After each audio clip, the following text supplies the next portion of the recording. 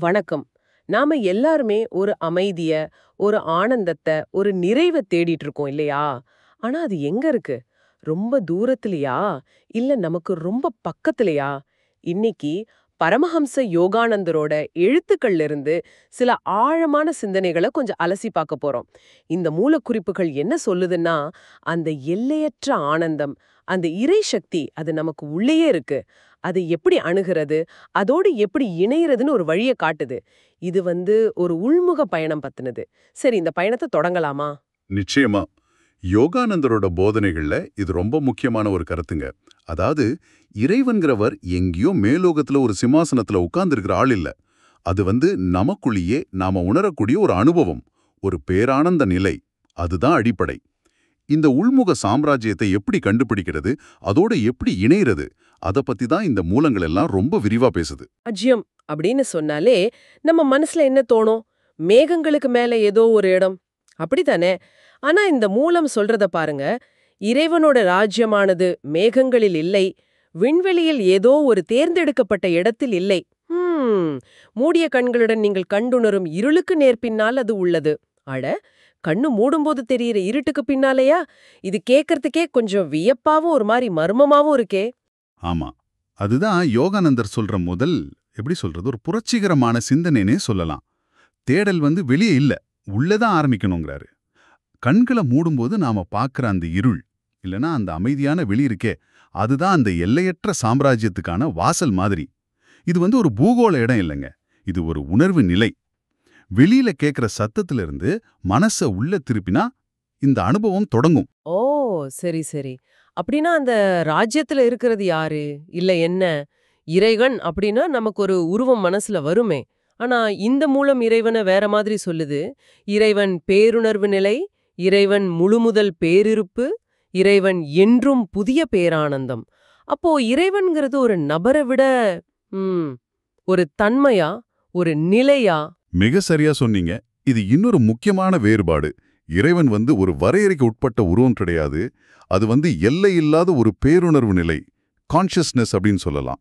அதுதான் அடிப்படையான பேரிருப்பு, supreme existence. அதோட இயல்பு என்னன்னா, என்றும் புதிய பேரானந்தம், எவர் நியூ பிளிஸ். நாம தேடிட்டு இருக்கிற அந்த நிலையான சந்தோஷம், அமைதி, இதுக்கெல்லாம் மூலம் இதுதாங்க. இந்த பேரானந்தம் எங்கோ ஒரு இடத்துல மட்டும் இல்ல, அது சர்வ வியாபகமானது, எல்லா இடத்துலயும் பரவி இருக்கு. எல்லா இடத்துலயும் பரவி இருக்குன்னா, நம்மள சுத்தியும் இருக்கா? நமக்கு உள்ளேயும் இருக்கா? ஆமா, அங்கதான் விஷயமே. அந்த பேரானந்தத்தோடு உங்களுடைய ஒன்றிவிட்ட தன்மையை உணருங்கள். அது உங்கள் அகத்தே உறைகிறது, அத்துடன் எல்லையற்ற பரப்பை உள்ளடக்கியுள்ளது. இதுதான் அந்த கருத்தோட உச்சம்னே சொல்லலாம். அந்த எல்லையற்ற பேரானந்தம் பிரபஞ்சம் முழுக்க பரவி இருக்கிறது மட்டும் இல்லாம, அது நமக்குள்ள, நம்ம ஆத்மாவோட மையத்துல உறங்கிட்டு இருக்கு. இத உணர்றது தாங்க ஆன்மீக பயணத்தோட நோக்கம். நாம உணர்ற இந்த உலகம், அதாவது நம்ம ஐம்புலன்களால தெரிஞ்சுக்கிற இந்த பௌதீக உலகம் பத்தி என்ன? இதுவும் அந்த பேரானந்தத்தோட ஒரு பகுதியா? இல்ல இதுக்கு அப்பால வேற ஏதாவது இருக்கா? பரந்து விரிந்த தன்மையுடனும் ஆட்சி புரிகின்றான். நம்ம வாழ்ற இந்த உலகம் மாற்றங்களுக்கு உட்பட்டது, தோன்றி மறையறது இல்லையா?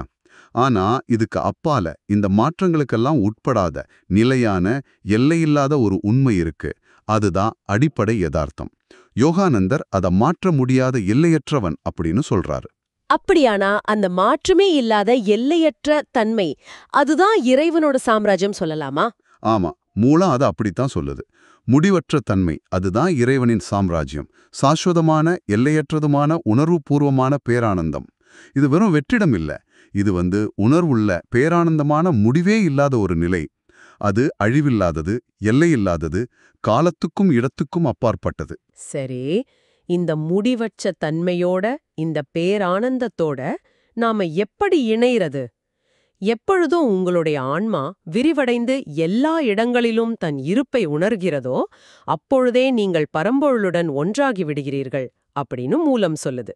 ஆன்மா விரிவடைதல், இது கேட்கவே ரொம்ப கவித்துவமா இருக்கு. இதோட நடைமுறை அர்த்தம் என்ன? கொஞ்சம் விளக்கமா சொல்லுங்களேன்.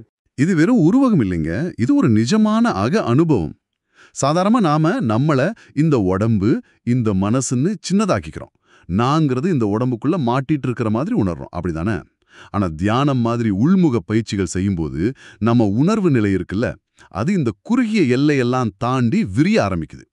நான்கிறது இந்த உடம்பு மட்டும் இல்ல, எல்லா இடத்துலயும் நிறைஞ்சிருக்கிற அந்த பேருணர்ச்சியோட ஒரு பகுதி அப்படிங்கிற அனுபவபூர்வமான ஒரு உணர்தல் வரும்.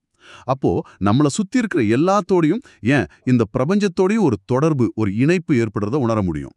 இதுதான் ஆன்மாவோட விரிவாக்கம். அந்த நிலையில நமக்கும் அந்த எல்லையற்ற பரம்பொருளுக்கும் நடுவுல இருக்கிற அந்த பிரிவினை இருக்கு பாருங்க, அது கொஞ்சம் கொஞ்சமா கரைஞ்சிடும். இது சுவாரஸ்யமா இருக்கு. அதாவது நான் வேற, இந்த உலகம் வேற அப்படிங்கிற எண்ணம் போயிடுமா? எல்லாம் ஒண்ணுன்னு தோணுமா? ஆமா, அந்த திசையில தான் இந்த பயணம் போகும். அந்த ஒன்றிணைந்த நிலையில வேற்றுமையெல்லாம் மறையும். பயம், ஒரு பாதுகாப்பின்மை, இந்த மாதிரி உணர்வுகள் எல்லாம் போகும். ஏன்னா எல்லாமே தன்னோட ஒரு விரிவாக்கமா தெரியும். இது ரொம்ப ஆழமான அமைதியையும் பேரானந்தத்தையும் கொடுக்கிற நிலை. இந்த ஒன்றிணைதல் பத்தி பேசும்போது இன்னொரு அழகான ஊமையையும் மூலம் சொல்லுதே. வானமும் கடலும் சந்திக்கின்ற தொடுவானமாகிய பீடத்தில் எல்லையற்றவனை நாம் வணங்குகிறோம். மேலும் அறிவெல்லைக்கு அப்பாற்பட்ட எல்லையற்றவனை நம் அகத்தே உள்ள அமைதி பீடத்தில் நாம் வணங்குகிறோம். இது வெளிப்புற வழிபாடு, அப்புறம் உள்முக வழிபாடு ரெண்டையுமே குறிக்குதா? ரொம்ப அழகா இணைக்குது பாருங்க. இயற்கையோட பிரம்மாண்டத்தை பார்க்கும்போது, உதாரணத்துக்கு அந்த வானமும் கடலும் சேர்ற தொடுவானம், அதை பார்க்கும்போது நமக்கு ஒரு பிரமிப்பு வரும் இல்லையா? அந்த பிரமிப்புல அந்த எல்லையற்ற பரும்பொருளோட மாட்சிமையை உணர்ந்து வணங்கலாம். அது ஒரு வெளிப்புறமான அணுகுமுறை. ஆனா அதைவிட முக்கியமா, நம்ம அறிவுக்கு அப்பாற்பட்ட அந்த எல்லையற்றவனை எங்க பார்க்கறது?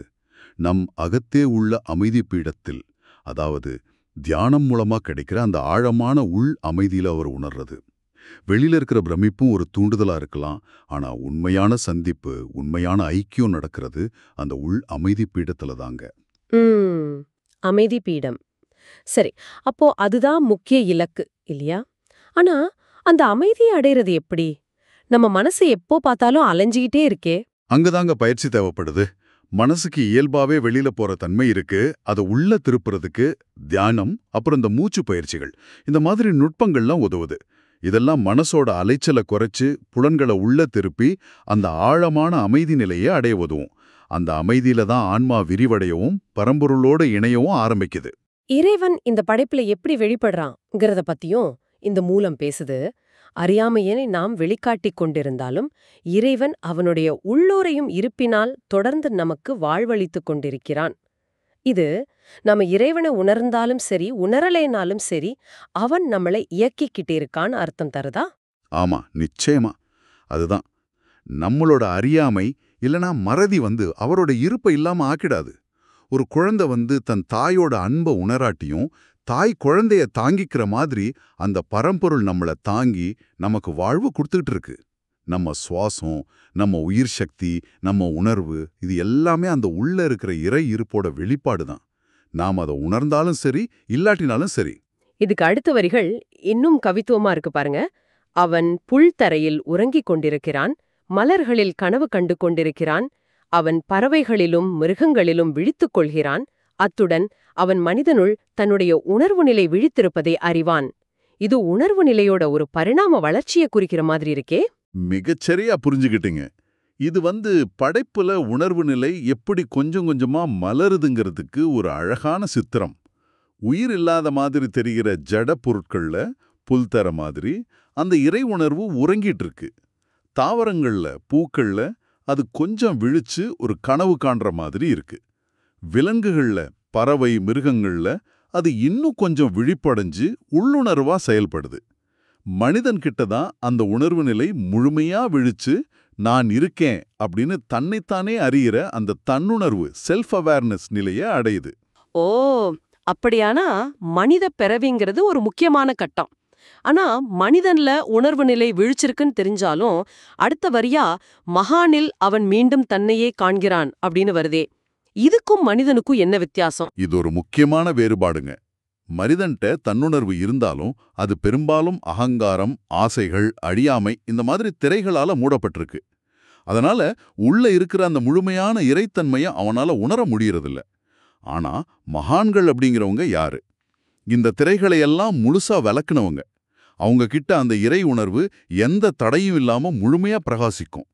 அவங்க அந்த பரம்பொருளோட முழுமையா ஒன்னாயிட்டதால இறைவன் அவங்க மூலமா தன்னையே மறுபடியும் முழுமையா வெளிப்படுத்திக்கிறான். ஒரு விதத்துல பார்த்தா படைப்போட நோக்கமே ஜடத்துல உறங்குற உணர்வு நிலைய மகான் கிட்ட முழுமையா மலர வைக்கிறது தான் கூட சொல்லலாம். சரி, இந்த ஆழமான உண்மைகளை எல்லாம் யாரு கண்டுபிடிச்சது? இது பல 100 வருஷமா பேசப்பட்டு வர தத்துவம் தானா, இல்ல இதுக்கு நடைமுறையில ஏதாவது பயன்பாடு இருக்கா? இது வெறும் தத்துவமா யோசிக்கிறது மட்டும் இல்லைங்க. மூலம் சொல்ற மாதிரி முற்காலத்தில் இந்தியாவின் ரிஷிகளும் முனிவர்களும் அவர்களுடைய தனிமையான ஆசிரமங்களில் இருந்து கொண்டு எங்கும் வியாபித்திருக்கும் பரம்பொருளை மறைத்திருக்கும் புதிர்களை விடுவித்தனர். ரிஷிகள் முனிவர்கள் அப்படிங்கிறவங்க பண்டைய இந்தியாவோட ஞானிகள், ஆன்மீக ஆராய்ச்சியாளர்கள். அவங்க சும்மா யோசிச்சுட்டு மட்டும் இல்ல, ஆழமான தியானம், கடுமையான சாதனா, அதாவது பயிற்சிகள் மூலமா இந்த உண்மைகளை அவங்க அனுபவத்துல உணர்ந்தாங்க. அவங்க உணர்ந்ததோட நின்னுட்டாங்களா, இல்ல மத்தவங்களுக்கும் பயன்பெறதுக்கு வழிகாட்டினாங்களா? அதுதாங்க ரொம்ப முக்கியம். அவங்க கண்டுபிடிச்சதெல்லாம் வெறும் ரகசியமா இல்ல. அவர்களுடைய ஆராய்ச்சிகள் ஒவ்வொரு மனிதனுள்ளும் குடியிருக்கும் வாழ்க்கையின் எல்லையில்லா பேராதாரம், அறிவுத்திறன் ஆகியவற்றுடன் உடலையும் உள்ளத்தையும் இசைவிக்கின்ற விலைமதிப்பற்ற உத்திகளையும் வழிமுறைகளையும் கொடுத்திருக்கின்றன. அதாவது ஒவ்வொரு மனுஷனுக்குள்ளேயும் இருக்கிற அந்த எல்லையில்லாத ஆற்றல், இன்ஃபினிட் சோர்ஸ் ஆஃப் லைஃப், அறிவு, இன்டெலிஜென்ஸ், இதோட எப்படி தங்களை இணைச்சிக்கிறது, இசைவிக்கிறது அப்படிங்கிறதுக்கான நடைமுறை வழிகளை ரொம்ப மதிப்புமிக்க நுட்பங்களா அவங்க கொடுத்திருக்காங்க. யோகா, தியானம், கிரியா யோகம்னு சொல்றோமே, இந்த மாதிரி அறிவியல் பூர்வமான உத்திகள் எல்லாம் இதுல அடங்கும். அப்படியானா நமக்குள்ள இருக்கிற அந்த எல்லையில்லாத சக்திய நாம எப்படி பெற முடியும்? அதுக்கு மூல வழிகாட்டுறதுக்கு பாருங்க. அகத்தே அந்த எல்லையற்றவனின் மீது ஒருமுகப்படுவதன் மூலம் இந்த எல்லையற்ற சக்தியை நீங்கள் பெற முடியும். மறுபடியும் அதே மைய கருத்துக்கு வரும். உள்முக ஒருமுகப்படுத்தல், இன்னர் கான்சன்ட்ரேஷன். வெளியுலக பொருட்கள் மேலேயோ இல்ல மற்ற மனுஷங்க மேலேயோ இல்ல, நமக்குள்ள இருக்கிற அந்த எல்லையற்ற பரம்பொருள் மேல நம்ம கவனத்தை, நம்ம உணர்வை குவிக்கும் போது அந்த எல்லை இல்லாத சக்தியோட ஓட்டம் நமக்குள்ள பாய ஆரம்பிக்குது. இது ஏதோ மேஜிக் இல்ல, இது ஒரு உள்நிலை ஆற்றல் பரிமாற்றம். இது புத்தகங்களை படிக்கிறதிலிருந்து வேற மாதிரி இருக்குமா? ஏன்னா புத்தகங்களை படிப்பதிலிருந்தோ அல்லது சான்றோர்களிடத்திலிருந்தோ பெறும் அறிவு வரையறுக்கப்பட்டது. ஆனால் அந்த எல்லையற்றவனிடமிருந்து வரம்பற்ற ஞான சக்தியை பெற முடியும் அப்படின்னு சொல்லியிருக்கேன். ஆமா, இது ஒரு மிக முக்கியமான வேறுபாடு. புத்தகங்கள், ஆசிரியர்கள், சான்றோர்கள் எல்லாம் நமக்கு வழிகாட்டலாம், தகவல் தரலாம், நம்மள தூண்டலாம். ஆனா அவங்க கிட்ட இருந்து நாம பெறது பெரும்பாலும் மறைமுகமான அறிவு, இன்டைரக்ட் நாலேஜ். அது பயனுள்ளதுதான், ஆனாலும் அதுக்கு ஒரு எல்லை இருக்கு. ஆனா உள்முக ஒருமுகப்படுத்தல் மூலமா அந்த எல்லையற்ற பரம்பொருளோட நாம நேரடியா தொடர்பு கொள்ளும்போது அங்கிருந்து நாம பெறது வரம்பற்ற ஞானசக்தி, அன்லிமிட்டெட் விஸ்டம் பவர். இது நேரடி அனுபவம், டைரக்ட் எக்ஸ்பீரியன்ஸ், உள்ளுணர்வு பூர்வமான ஞானம். புத்தக அறிவெல்லாம் தாண்டி எல்லையில்லாத ஆற்றலும் தெளிவும் இதிலிருந்து கிடைக்கும். இந்த வழிமுறைகளை கத்துக்க முடியுமா? இது எப்படி அடையறதுன்னு ஏதாவது அமைப்பு ரீதியா வழிகள் இருக்கா? அந்த நடைமுறை விஷயத்தையும் யோகானந்தர் சொல்றாரு. அதை எப்படி அடைவது? நமது தலைமையகமான மவுண்ட் வாஷிங்டனிலிருந்து வாரந்தோறும் அனுப்பப்படும் பாடங்களில் இந்த வழிமுறைகளை கற்பிக்கிறோம் அப்படிங்கிறாரு. மவுண்ட் வாஷிங்டன்ங்கிறது யோகானந்தர் அமெரிக்காவில் ஆரம்பிச்ச செல்ஃப் ரியலைசேஷன் ஃபெலோஷிப். இந்தியாவில் யோகா சத்சங்க சொசைட்டி ஆஃப் இந்தியான்னு சொல்றோம். அந்த அமைப்போட சர்வதேச தலைமையகம். அங்க கற்பிக்கிற பாடங்கள் மூலமா இந்த உள்முக பயிற்சிகளை, தியான நுட்பங்களை முறையா கத்துக்கலான்னு குறிப்பிடுறாரு. இந்த பாடங்கள் எல்லாம் எங்கிருந்து வந்தவை? சும்மா மனுஷங்க யோசிச்சதா? இல்ல, இந்த பாடங்களில் இருக்கும் முழுகள் இறைவனிடமிருந்தும் இந்திய மகான்களின் ஆராய்ச்சிகளிலிருந்தும் வந்துள்ளன அப்படின்னா ஒரு தெளிவுபடுத்துறார். இது என்ன காட்டுதுன்னா, இந்த போதனைகள் தெய்வீக தூண்டுதலாலையும் பல ஆயிரம் வருஷமா ரிஷிகள், மகான்கள்லாம் சோதிச்சு பார்த்து உணர்ந்த அனுபவ உண்மைகள் அடிப்படையிலும் இருக்குதுன்னு தெரியுது. இது ஏதோ நேத்து முளைச்ச விஷயம் இல்ல, ரொம்ப நீண்ட ஆழமான ஒரு பாரம்பரியத்தோட தொடர்ச்சி இது. ஆஹா, இன்னைக்கு நாம அலசி பார்த்த இந்த மூலக்குறிப்புகளோட சாராம்சத்தை தொகுத்து பார்த்தா சில முக்கியமான விஷயங்கள் நல்லா தெரியுது. முதல்ல, நாம தேடிட்டு இருக்கிற இறைவனும் அவரோட அந்த பேரானந்த சாம்ராஜ்யமும் நமக்கு வெளியில எங்கேயோ இல்ல, நமக்கு உள்ளேயே, நம்ம உள் உணர்விலேயே இருக்கு. ஆமா. ரெண்டாவதா பாத்தீங்கன்னா, இறைவன்கிறது ஒரு உருவத்தை விட அது ஒரு பேருணர்வு நிலை. எல்லா இடத்துலயும் நிறைஞ்சிருக்கிற, எப்பவும் புதுசா இருக்கிற ஒரு பேரானந்தம். அந்த பேரானந்தம் புல்லிலிருந்து மகான்கள் வரைக்கும் எல்லாத்திலையும் கொஞ்சம் கொஞ்சமா வெளிப்படுது. உணர்வோட நாம இணையறதுக்கு வழி என்னன்னா, நம்ம ஆன்ம உணர்வ நான் இந்த உடம்புதாங்கிற சின்ன வட்டத்திலிருந்து விரிவடைய செஞ்சு உள்முகமா ஒருமுகப்படுத்தி நமக்குள்ள இருக்கிற அமைதி பீடத்துல அதை அனுபவிக்கிறது. கடைசியா இந்த அனுபவத்தை அடையறதுக்கான நடைமுறை உத்திகளும் வழிமுறைகளும் பண்டைய இந்திய ரிஷிகளால கண்டுபிடிக்கப்பட்டு யோகானந்தர் மாதிரி குருமார்கள் மூலமா நமக்கு கிடைக்குது. புத்தக அறிவை தாண்டி நேரடி அனுபவம் மூலமா நமக்குள்ள இருக்கிற எல்லையில்லாத ஞானத்தையும் சக்தியும் நாம அணுக முடியும். இது ரொம்ப முக்கியம். சுருக்கமா சொல்லணும்னா, இது வெளியில தேடுறத விட்டுட்டு நமக்குள்ள இருக்கிற அந்த எல்லையில்லாத திறனை நோக்கி திரும்பச் சொல்ற ஒரு சக்தி வாய்ந்த அழைப்பு மாதிரி இருக்கு. ஆமா. சரி, உங்கள்கிட்ட ஒரு கேள்வியை விட்டுட்டு போறேன். நீங்க யோசிச்சு பாருங்க. இந்த உள்முக பயணத்தை நீங்க மேற்கொண்டா உங்களுக்குள்ள இருக்கிற அந்த வரம்பற்ற ஞான சக்தியை நீங்க தொட்டா உங்க வாழ்க்கை எப்படி மாறும்னு கொஞ்சம் கற்பனை செஞ்சு பாருங்க. உங்க தினசரி அனுபவங்கள், நீங்க எடுக்கிற முடிவுகள், உங்க உறவுகள், உங்க மன அமைதி, இதுலெல்லாம் அது என்ன பெரிய தாக்கத்தை ஏற்படுத்தும். இந்த உள்முக சாம்ராஜ்யத்தை திறக்கிறதுக்கான சாவி உங்ககிட்டே இருக்கு.